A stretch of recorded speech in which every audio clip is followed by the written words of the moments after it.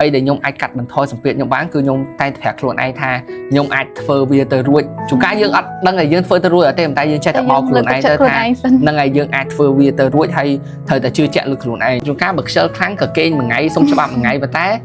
តែប្រាប់ខ្លួនឯងថាដោយសារយើងមានគោលដៅដែលយើងត្រូវសម្រេចចឹងទៅជួនកាលយើងជំនះសូម្បីតែឥឡូវរាល់ថ្ងៃយើងជួនកាលខ្ញុំឥឡូវខ្ញុំដាក់គោលដៅថាខ្លួនឯងដល់ម៉ោង12យប់បានឲ្យគេង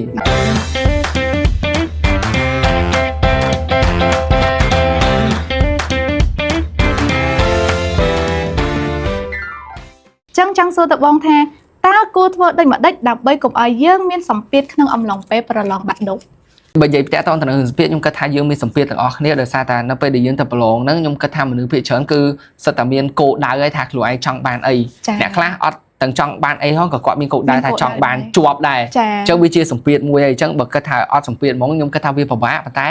អីដែលខ្ញុំអាចកាត់បន្ថយសម្ពាធខ្ញុំបានគឺខ្ញុំតែប្រាប់ខ្លួនឯងថាខ្ញុំអាចធ្វើវាទៅរួចជួនកាលយើងអត់ដឹងថាយើងធ្វើទៅរួចអត់ទេតែយើងចេះតែបោកខ្លួនឯងទៅថាហ្នឹងហើយយើងអាចធ្វើវាទៅរួចហើយត្រូវតែជឿជាក់លើខ្លួនឯងដោយសារតែខ្ញុំក៏បានជួបបញ្ហាអត់ជឿជាក់នឹងខ្លួនឯងដែរដូចដល់សោះប្រហែលជា3ខែមុនប្រឡងខ្ញុំចាប់ផ្ដើមគិតថាខ្ញុំប្រហែលជាអត់អាចទទួលបាននីតិដែលខ្លួនឯងចង់បានអញ្ចឹងណាបងហើយក៏ចាប់ផ្ដើមមានអារម្មណ៍ថា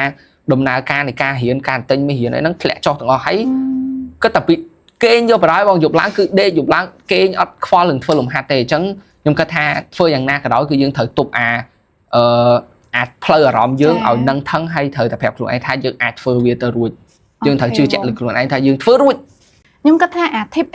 រៀនរាល់ថ្ងៃហ្នឹងវា good មែនប៉ុន្តែបើ personally from ខ្ញុំហ្មងណាមានពេលខ្លះចឹងដូចយើងដាក់គោលដៅហ្នឹងហើយយើងដាក់គោលដៅចង់រៀនរាល់ថ្ងៃប៉ុន្តែដូចថារៀនបាន 2-3 ថ្ងៃចឹងទៅថ្ងៃបន្ទាប់ខ្ជិលហ្មងដូចខ្ញុំព្យាយាមរកលេសផ្សេងមកប្រាប់ខ្លួនឯងថាអូយបានហើយរៀនប៉ុណ្ណឹងបានហើយសម្រាប់សិនអីអញ្ចឹងណាចុះចំពោះបងធ្លាប់ជួបអារម្មណ៍បែបហ្នឹងអត់បងនិយាយទៅធ្លាប់ដែរបងជួនកាលបើខ្ជិលខ្លាំងក៏គេងមួយថ្ងៃសុំច្បាប់មួយថ្ងៃប៉ុន្តែ